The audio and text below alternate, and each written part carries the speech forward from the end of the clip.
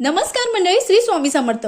बघा मंडळी, उद्या मार्गशीर्ष महिन्यातला पहिला गुरुवार आहे. उद्या आपण आपल्या घरामध्ये महालक्ष्मीचं पूजन करणार आहोत. पूजन करताना आपण जे पूजन करतो तेव्हा कलश स्थापन करतो. कलश स्थापन करताना आपण ह्या चुका करतात का? बघा, चुकूनही ही चूक करायची नाही. आपण जेव्हा कलश स्थापन करणार आहोत तेव्हा आपल्याला तांब्याखाली तांदळाचं आसन द्यायचं आहे. अष्टदल काढू शकता किंवा तांदळाची रास घालायची आहे. त्यानंतर आपल्याला तांब्याचा, पितळाचा किंवा चांदीचा तांब्या घ्यायचा आहे. चुकूनही स्टीलचा घेऊ नका. त्यानंतर त्या तांब्याला आपल्याला लाल रंगाचा दोरा बांधायचा आहे. त्यानंतर त्या तांब्यावर स्वस्तिक काढायचे आहे आणि त्यानंतर 8 रेषा मारायच्या आहे. हळदीने आणि कुंकवाने रेषा मारायची आहे. त्यानंतर आपल्याला त्या तांब्यामध्ये पाणी टाकायचं आहे. त्यानंतर 1 रुपयाचं नाणं, सुपारी, फूल आणि त्यासोबतच आपल्याला दुर्वा टाकायची आहे. त्यानंतर 5 जी झाडांची पानं आहे तुमच्याकडे असतील अतिशय उत्तम, नसेल तर तुम्ही नागवेलीचे किंवा आंब्याची पानं देखील टाकू शकता. त्यानंतर आपल्याला श्रीफळ घ्यायचं आहे. श्रीफळाला तुमच्याकडे जर सजावटीचं काही असेल तुम्ही सजावट करू शकता, नसेल तर श्रीफळ देखील तुम्ही ठेवू शकता आणि त्यानंतर त्याला फूल अर्पण करून नमस्कार करू शकता.